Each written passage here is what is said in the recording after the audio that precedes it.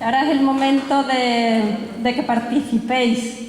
Entonces, todo aquel que tenga alguna duda, alguna curiosidad o quiera comentar lo que sea, pues es un momento.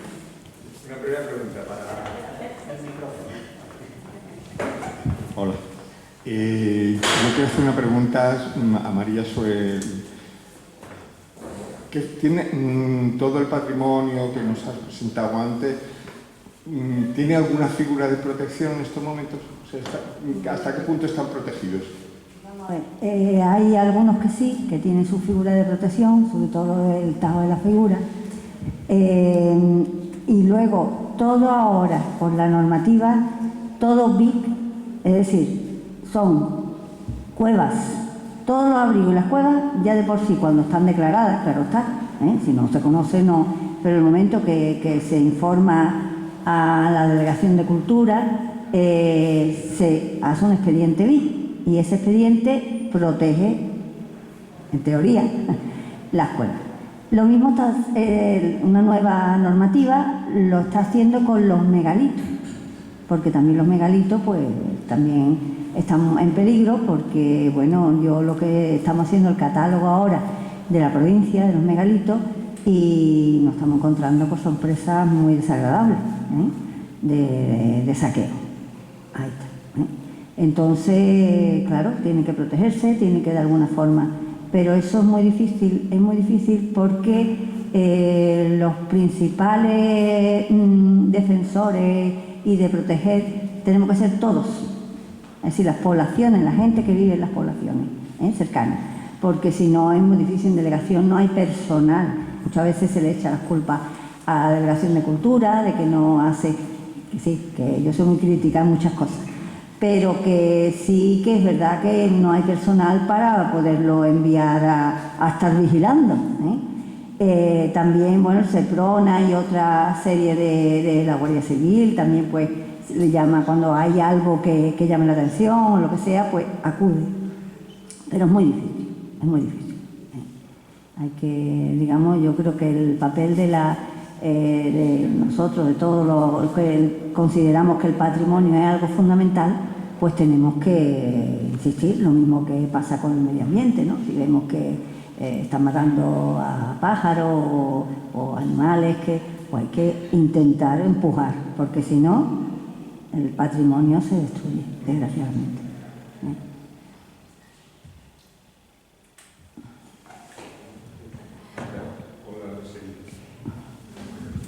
La otra pregunta es para nuestro historiador.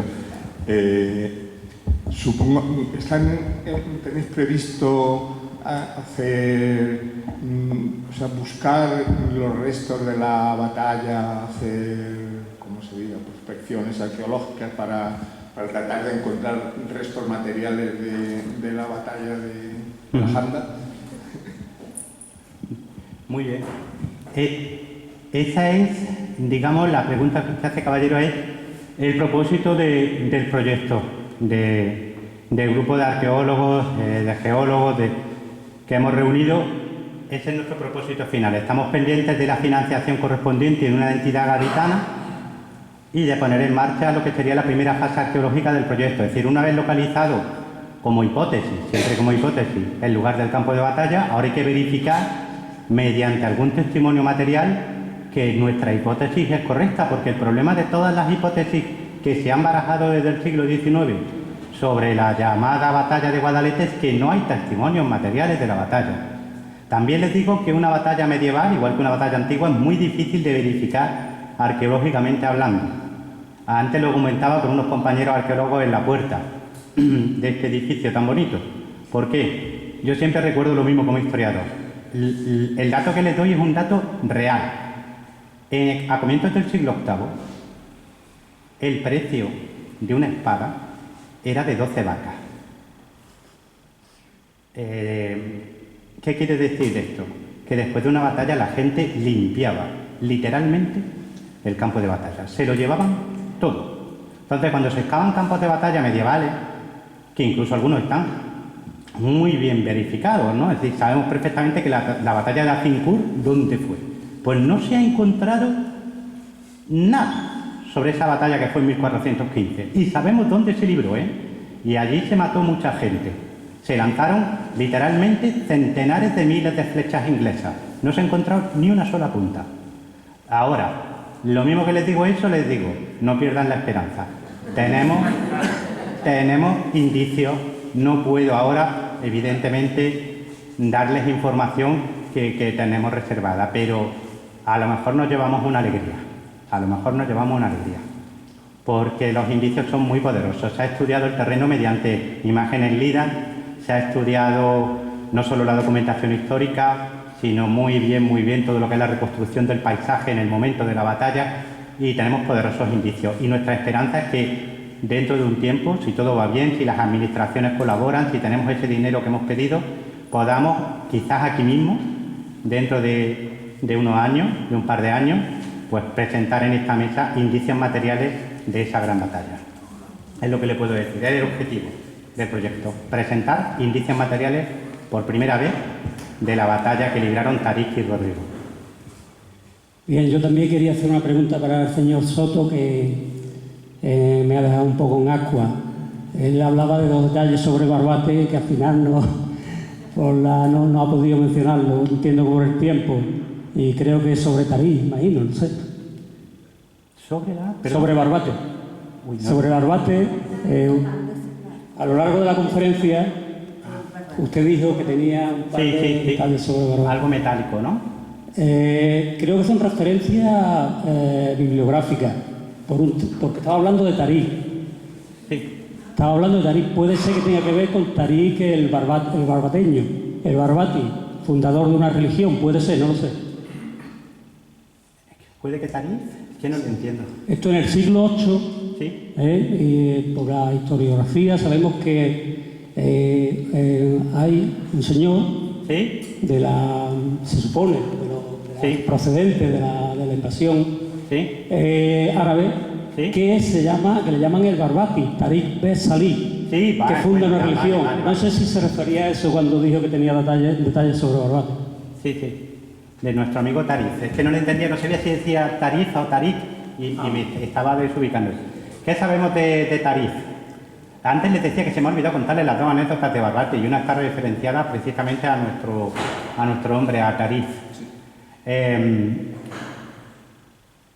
Aquí, de Barbate procedía precisamente personas que van a estar muy relacionadas con Tarif.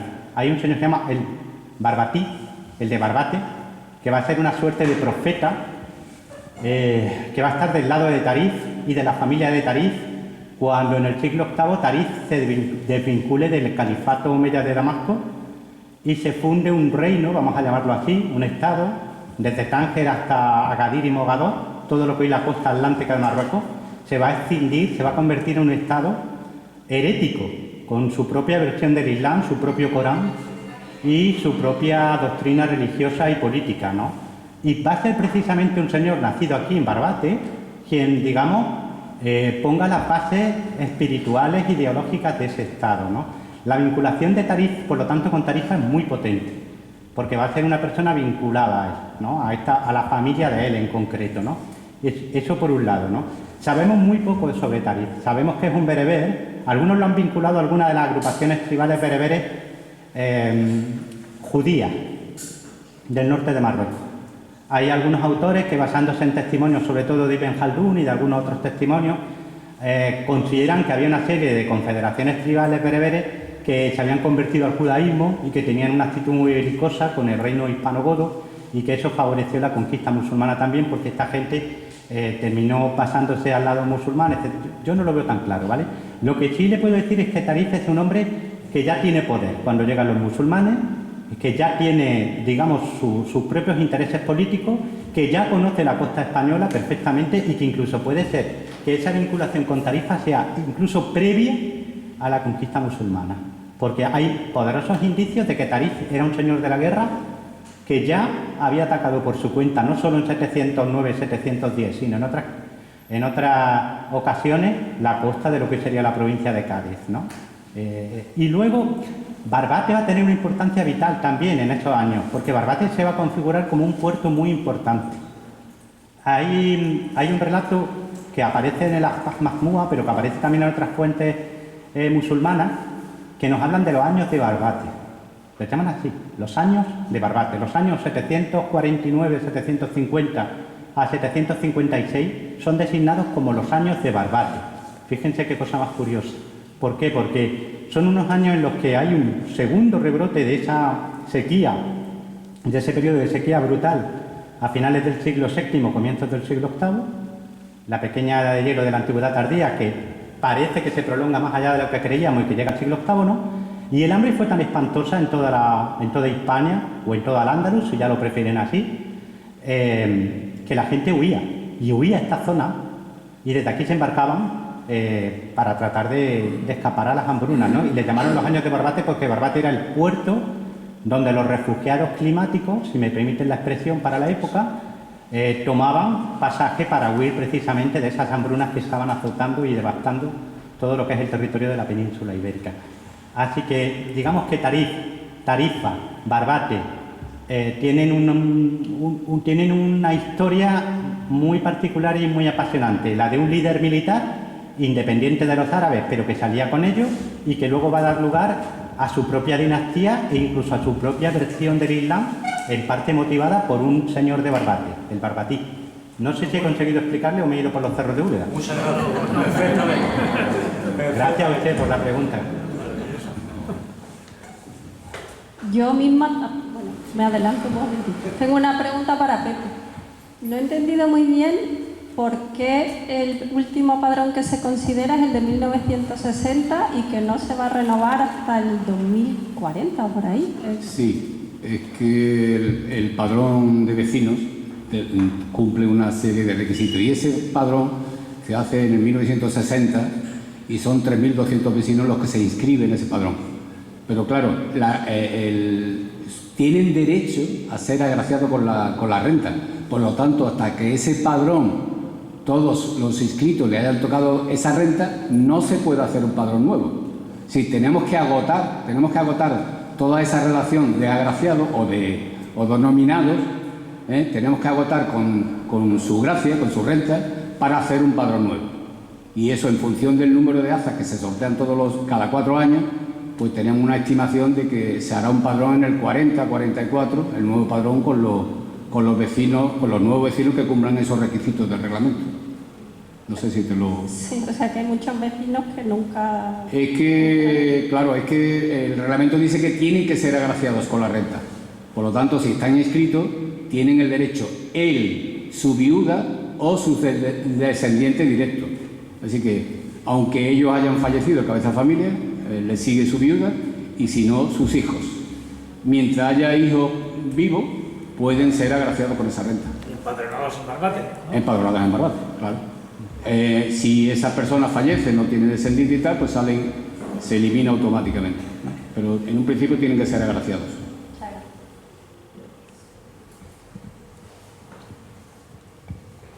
Dos preguntas, uno para el señor Soto y luego para el señor Daza. Supongo que sería imposible para el señor Soto adivinar ni lejanamente climatología existente los días previos de la batalla o el día de la batalla. Suba por favor un poquito la voz, es que no, como soy gordo, por eso se lo digo. Será imposible adivinar la climatología los días previos a la batalla, supongo, y imposible. Sí.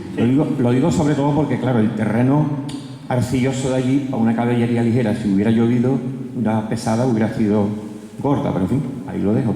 Y al señor Daza, por un casual, el asta de San Ambrosio sigue estando activa, ¿no? Sí, es que me da la impresión de que allí, Jordi, es donde han aterrizado el año pasado los ibis eremitas esos que venían de por ahí, ¿no? Al lado. Vale. Al lado. De la climatología. Sí, muy buena pregunta, ¿eh? Primero las fechas, 19-26 de julio, es la fecha que más repiten las fuentes.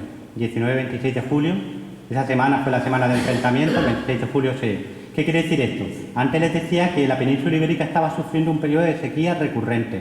Para que se hagan una idea, según los datos que nos aportan nuestros expertos en clima y que se publicó en la revista que les decía, en Nature, estamos hablando de una caída de las precipitaciones casi a la mitad de lo que ha estado lloviendo estos últimos años, que hemos tenido años de sequía. ¿Qué quiere decir? Que eso tuvo que repercutir también en el paisaje de la batalla. La laguna de la Janda probablemente estaría bastante baja en ese momento. Los humedales de la laguna de la Janda tienen que estar bastante bajos en ese momento, ¿no? Nosotros lo que hemos hecho ha sido una reconstrucción de las curvas de nivel y de las zonas inundables por el tipo de terreno, que está en torno a la laguna de la Janda, hasta dónde pudo llegar con esas condiciones de pluviosidad y teniendo en cuenta las fechas de la batalla, dónde realmente tenían que estar los humedales, la zona embarrada, por decirlo de alguna manera, donde no pudo combatirse, ¿no? Y estamos hablando de un área que va desde Torrejosa hasta cerca de lo que hoy es Taivilla, de 7 kilómetros, para que se hagan una idea. Ahí, a partir de Taivilla, empezaba realmente, todavía en el siglo VIII, a comienzos del siglo VIII, ya sí había zonas encharcables, zonas de humedal, zonas en las que no se podía haber metido un ejército, ¿no? Las condiciones climáticas también influyeron en los dos ejércitos en cuanto a la logística. Estamos hablando de que uno de los problemas que tienen los ejércitos es que tienen la mala costumbre, como digo yo, de comer todos los días. Claro, un caballo consume cerca de 50 litros de agua diariamente. Tiene que ser agua potable. Un hombre, en verano, de 3 a 5 litros, en condiciones físicas exigentes. Luego está el problema de la comida. Es decir, en una zona donde probablemente la hambruna estaba golpeando el Azaz Mahmud, probablemente exagerando, ¿vale? Nos dice que en los años previos, que fueron 3-4 años muy duros de sequía, en los años previos a la batalla, había muerto la mitad de la población de Hispania. Esto es una exageración, pero las exageraciones contienen verdad.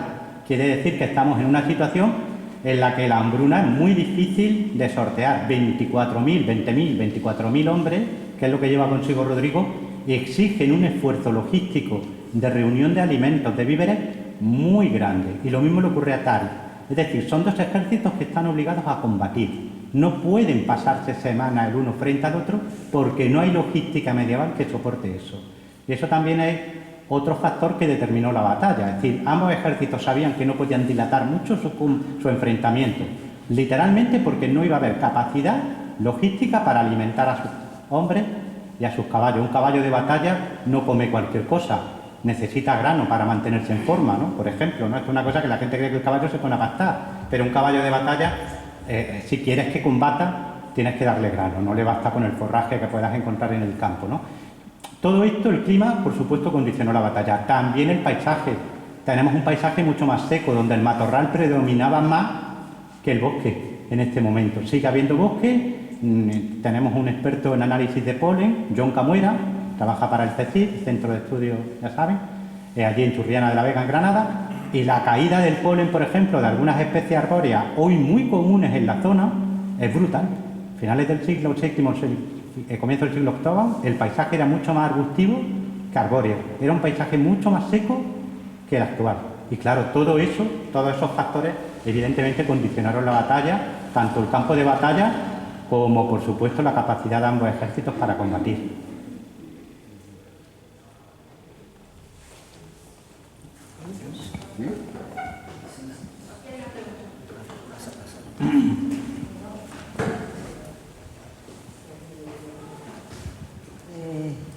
Quería preguntarle, no solo preguntar, sino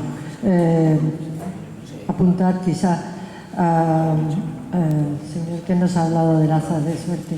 Sí. Me ha llamado mucho la atención cuando he visto la diapositiva que nos ha puesto sobre el padrón de personas que tienen acceso al sorteo.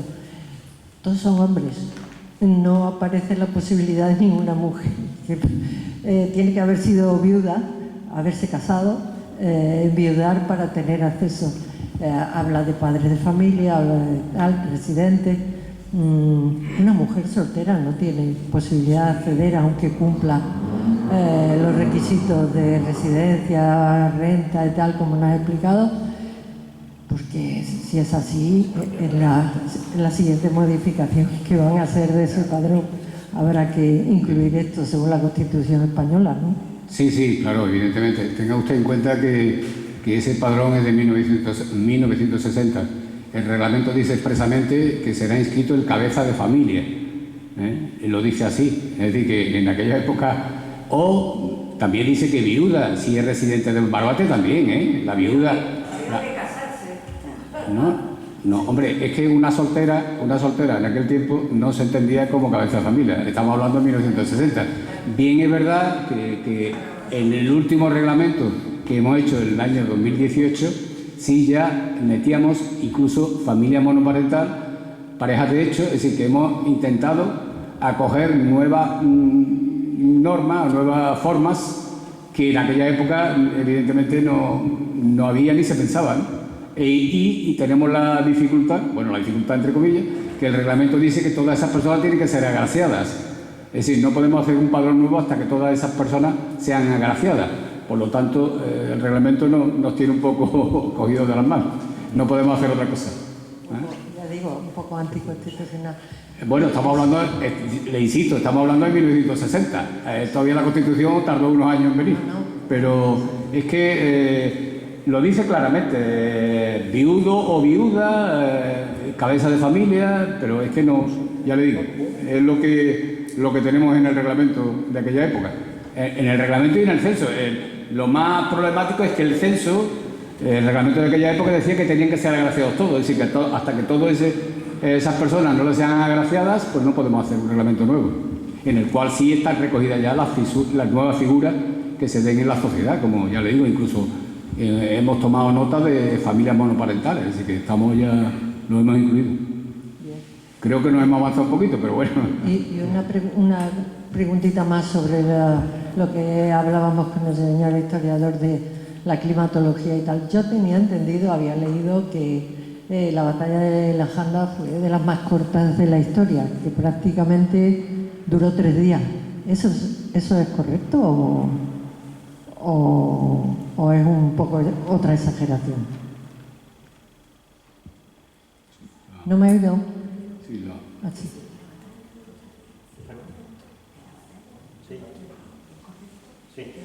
Vamos, en la batalla, digamos que hay 2 fases. Hay una fase en que Rodrigo llega con sus tropas el 19 de julio del año 711, baja desde Medina Sidonia, se da cuenta de que Taris, que estaba en Torrejosa, ha ocupado los vados del Almodóvar y controla las alturas, por lo tanto tiene necesariamente que plantear batalla, ¿no? Se coloca de espaldas a la laguna. Van a pasar 6 días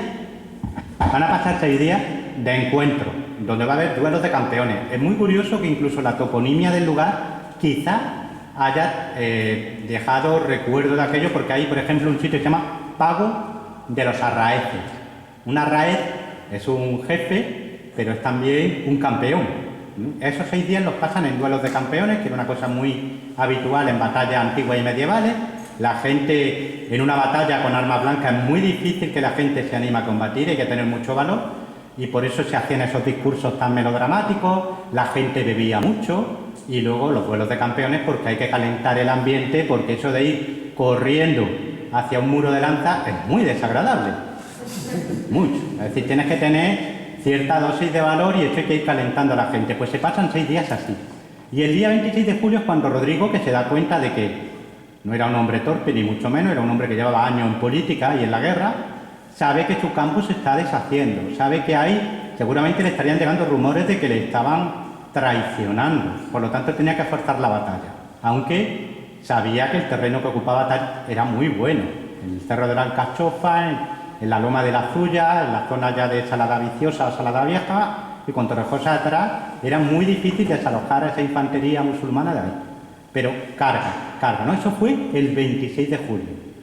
A partir de ahí lo que nos dicen las fuentes, aparte de que la matanza fue espantosa, es que prácticamente durante 3 días es la cifra que da el Hakam, no es que la batalla dure 3 días, sino que durante 3 días se está persiguiendo y se está dando muerte a los fugitivos de la batalla.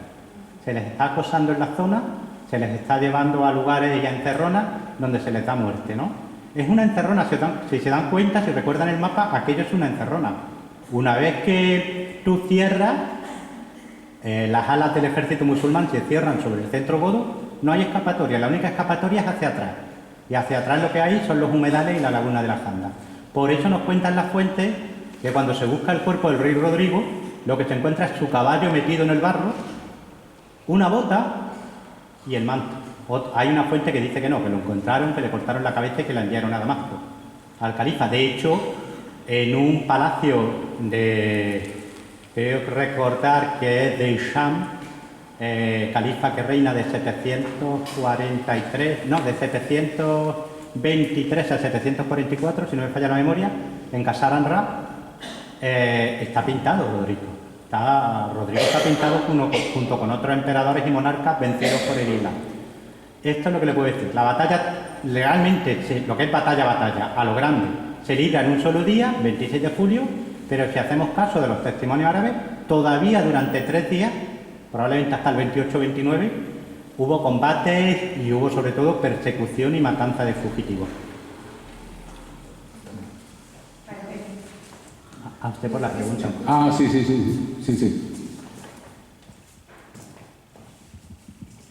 Pepe, ¿puedes explicar la primera línea de trabajo que se ha llevado a cabo a nivel educativo para fomentar ese interés de las azas y que se vaya conservando y protegiendo este bien comunal? Sí, como comentaba antes, que de pasada no lo he mencionado expresamente, pero bueno, hay acciones divulgativas por parte del ayuntamiento con el tema del conocimiento de las azas. Se han practicado charlas en los colegios, se han practicado charlas en los institutos. Hemos creado unas becas patrocinadas por la Junta de AZA, unas becas para los mejores expedientes académicos en los colegios y los institutos.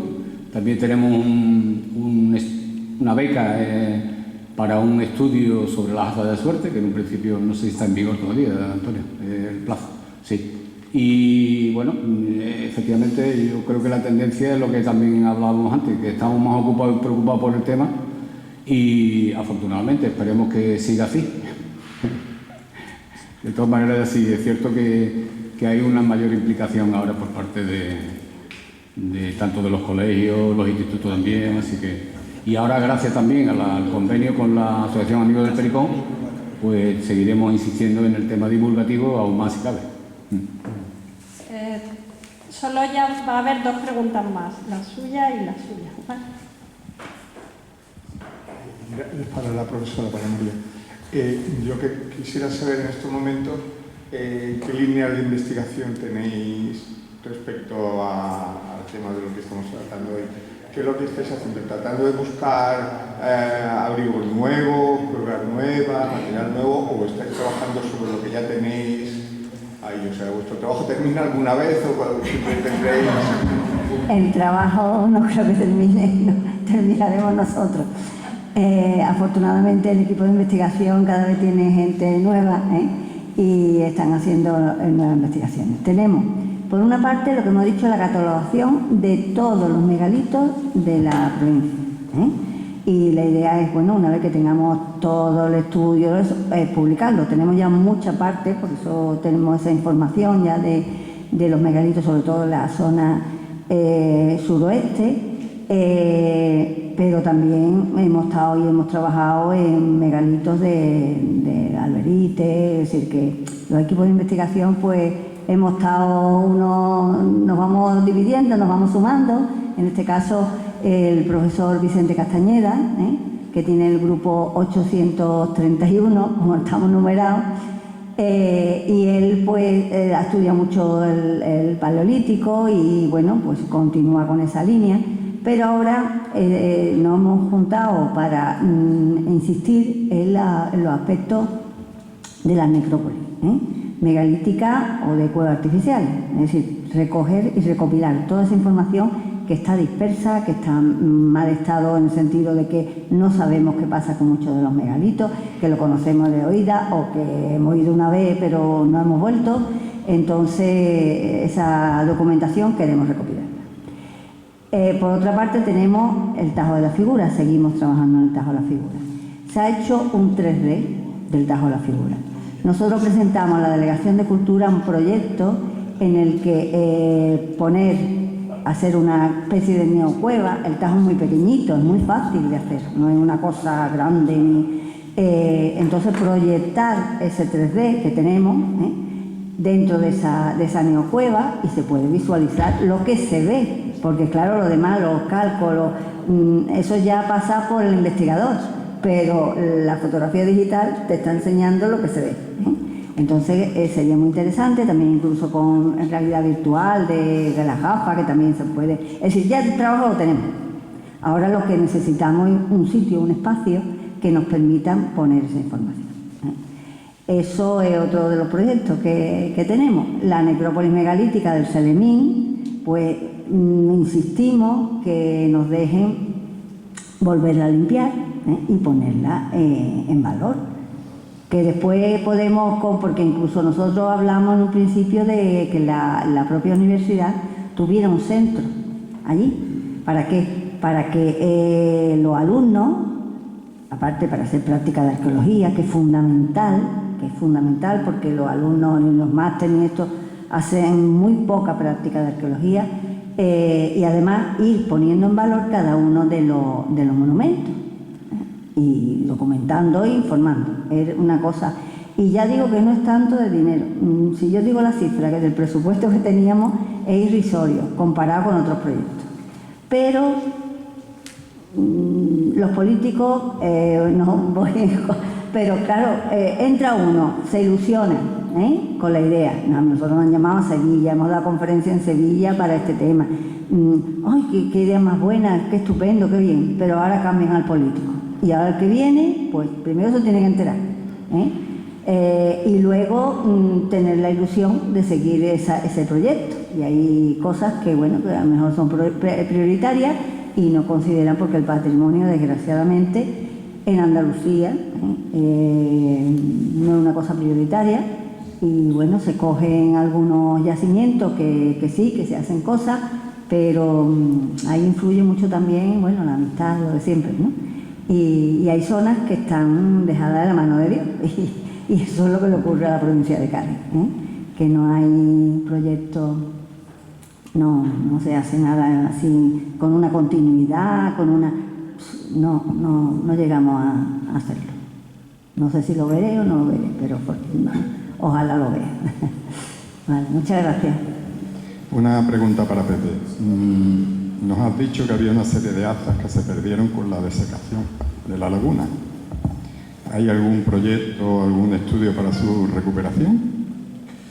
Bueno, esa era las 31 hazas de Marmosilla, que se llevó la compañía desecadora. En aquella época era tema del municipio de Vejer, evidentemente, pero no sé si eso estará dentro de... Vamos, por parte nuestra, eso lo hemos dado por perdido, porque nosotros lo que recibimos en el reparto de derechos y deberes no recibimos esas hazas ya no se contaban con ellas, ¿no? Entonces, yo no sé si dentro de esa intención de recuperar terrenos públicos puede estar incluida esas 31 hazas. Yo sé que Vejer sigue reclamando en cada su sorteo, sigue reclamando las hazas de Barbate y las hazas de Marmosilla, pero no sé yo si... José Manuel puede... Me ha empezado la pregunta que yo te iba a hacer, precisamente, Pepe, pero yo creo que en gran parte esas hazas de la Marmosilla están en lo que está deslindado como dominio público, que estamos reclamando la recuperación. Solo una pequeña parte, que es la colindante con las hazas del Águila, que son privadas, esos dos pequeños trocitos de allí, es lo que estaría fuera de dominio, que quizás por esa vía, reclamando que era un patrimonio y que es imprescriptible, inembargable, vía municipal a lo mejor se podría intentar alguna vía. Igual que estamos, lo estudiaremos, como estamos trabajando conjuntamente, lo estudiaremos. Nos dará una alegría incrementar el patrimonio comunal. Y por ir cerrando, porque nos tenemos que ir a comer los ponentes, yo tenía un par de preguntas para acabar.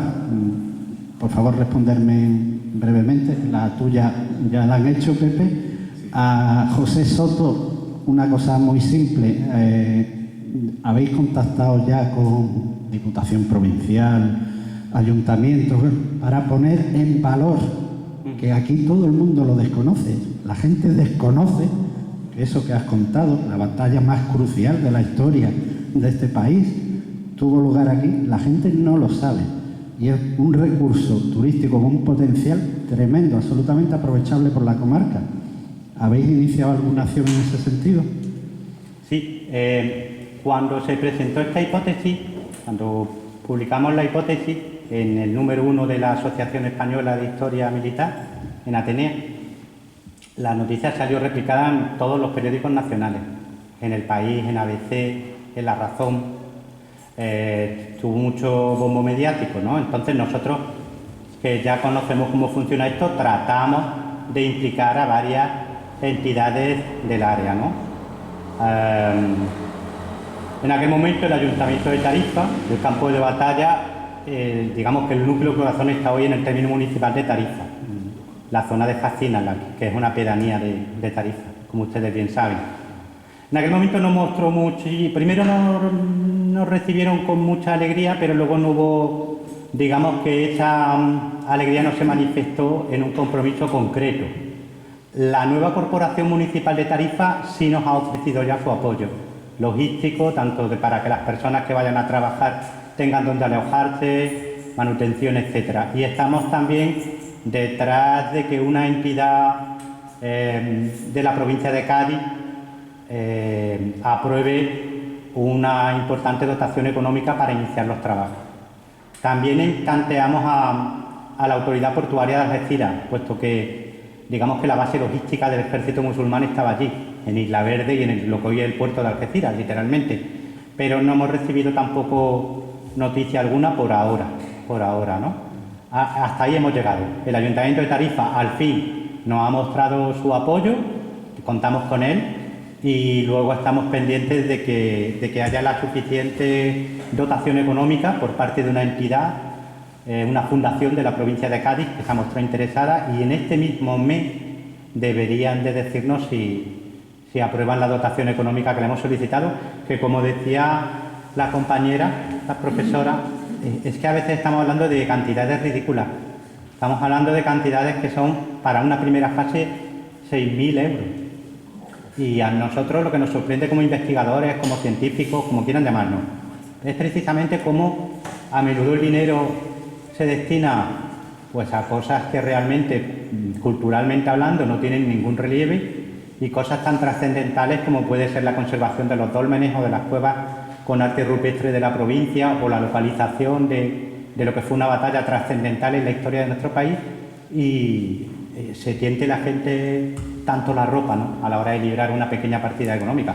Pero es que la otra opción, y nos la hemos planteado, es afrontar nosotros económicamente, en plan puramente ya. Lo que pasa es que, claro, primero queremos explorar, ¿no? También es un mundo muy complicado, también les he de decir que es un mundo muy complicado, este mundo, ¿no? El mundo de conseguir que una entidad pública dote un proyecto de investigación es mucho más difícil de lo que parece, mucho más difícil.